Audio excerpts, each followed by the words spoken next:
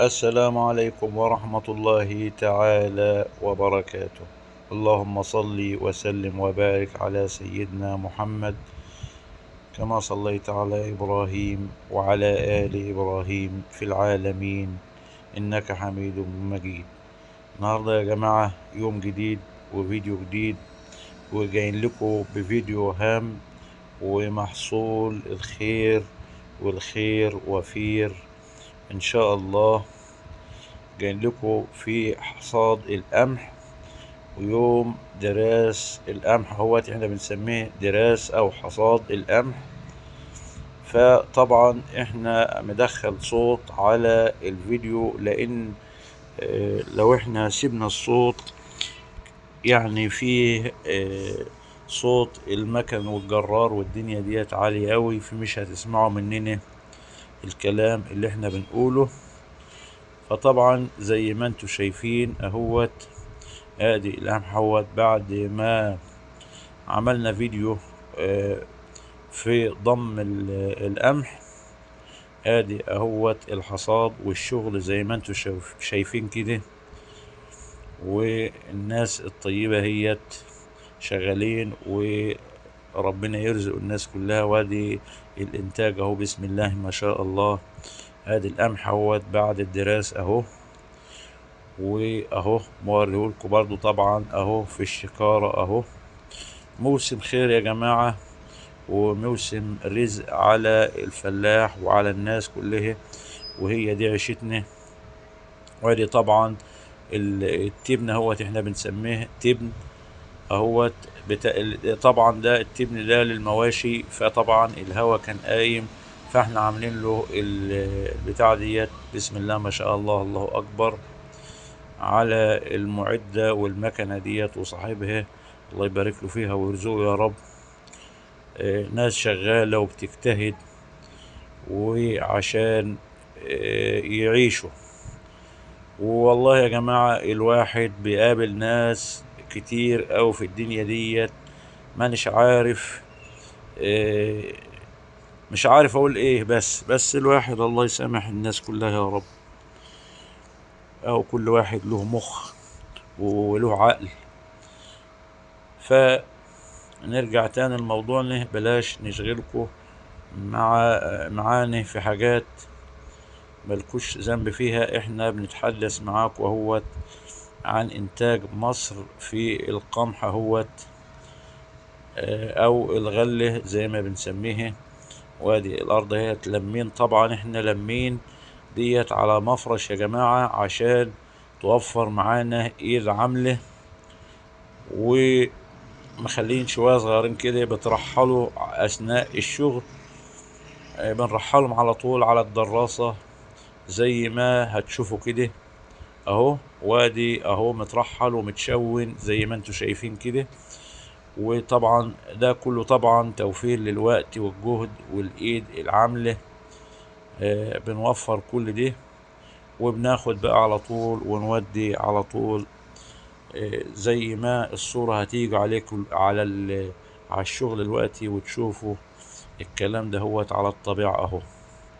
ادي متشون القمح اهوت بسم الله ما شاء الله اهو. وبناخد ب نناول كده زي ما انتوا شايفين كده، نقرب لبعض اهو. واللي واقف بيدرس اهوت وبياخد القمح اهوت. وادي الأمورة بتاعتنا اهيت. الناس كلها فرحانة ومبسوطة مع التعب والشقاء اللي الواحد بيشقاه دهوت. بس طبعا في فايدة وفي محصول وإنتاج وفير اهوت. وادي الأرض اللي فيها مية دي يا جماعة ده أهلا بالشباب. الأرض اللي جت فيها مية ديت ده طبعا الرز بيتزرع وبيتعمل بياخد مية زي ما انتوا شايفين كده. ان شاء الله ان قدر لنا الله البقاء واللقاء هنعمل فيديو ان شاء الله عن الرز او الارز ازاي بيتزرع وازاي، وهنوريكم التحضير بتاعه ازاي، وهنوريكم كل حاجة، آه، كل حاجة بأوانها بإذن الله. الناس جيراننا شغالين، آه، عملوا رز اهوت، بس احنا ان شاء الله مقدر لنا اللقاء وعملنا رز. هنصور لكم فيديو عن الرز، وهنعرفكم ازاي زي القمح كده لغاية الحصاد، زي ما انتوا شايفين متعودين مننا المصداقية، وبنوريكم كل حاجة على الطبيعة زي ما انتوا شايفين كده.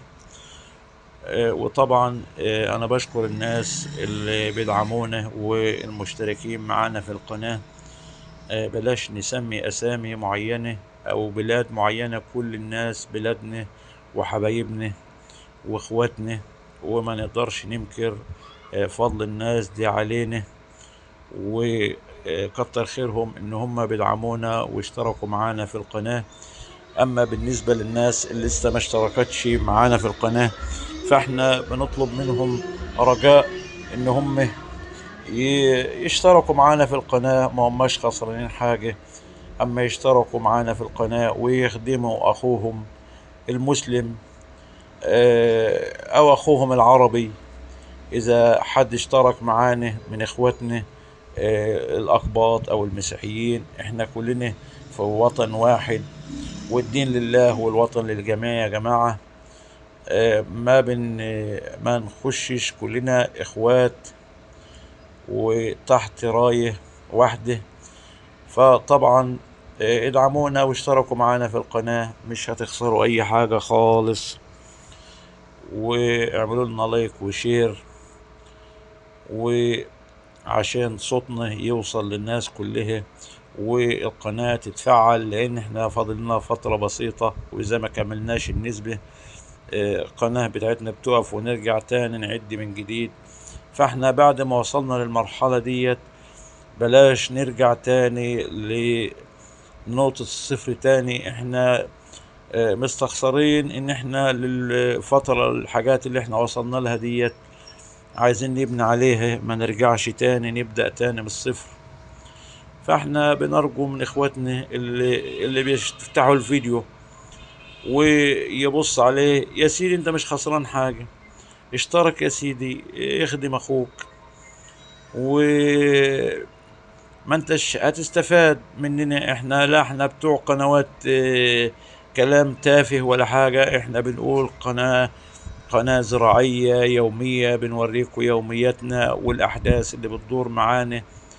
واي حد عنده اي حاجة او عنده اي تعديل احنا بنتقبل النقد ويكتبها لنا في الكومنتات، واحنا بنقرأ الكومنتات كلها وبنرد على الناس كلها. واسألوا اللي بعتوا لنا اي كومنتات او اي ردود، احنا ما متقبلين كل شيء من الناس. وزي ما انتم شايفين كده، تاني نرجع لموضوعنا تاني اهوت. القمح بيتدرس بالطريقة ديت زي ما حضراتكم شايفين بالطريقة ديت، وادي الجرار هو شغال والماكينات شغالة والدراس، والخير وفير والحمد لله. وان شاء الله في خلال سنة بإذن الله او سنتين هنوصل ان شاء الله، هيبقى عندنا في مصر اكتفاء ذاتي من القمح ان شاء الله تعالى. احنا لسه ما وصلناش لمرحلة الاكتفاء الذاتي، بس بهمة الشباب وعزم الشباب ان شاء الله. طبعا انا طلعت اهوت صورت شوية وطلعت اهوت زي ما انتم شايفين اهو. بنشتغل في كل حاجة يا جماعة، ما بنتكبرش على اي حاجة خالص، وبنشتغل بايدينا والحمد لله ربنا عيننا، وبنشتغل وما احناش محتاجين حاجة من حد خالص. بنشتغل وربنا يرزقنا ويرزق الناس كلها يا رب العالمين. وبنقول للناس مرة تانية وتالتة، ادعمونا يا ناس واشتركوا معانا في القناة، بلاش نضيع اللي احنا وصلنا له ووصلنا بمجهودكم، عشان مجهودكم ما يضيعش. والناس التانية اللي بتفتح الفيديو اشتركوا معانا في القناة، ما انتش خسران حاجة. دي قناة ما هيش لا هي قناة، بلاش نقول ألفاظ مش كويسة، احنا بنقول قناة مفيدة، قناة زراعية ويوميات اهيت. فطبعا اشتركوا معنا في القناة لطفا. وطبعا خلصنا هوت وادي التبنة هوت زي ما حضراتكم شايفين اهوت، وادي المحصول الخير اهوت. وطبعا الفيديو قرب ينتهي اهوت. ودمتم في امان الله وامنه، والسلام عليكم ورحمة الله تعالى وبركاته.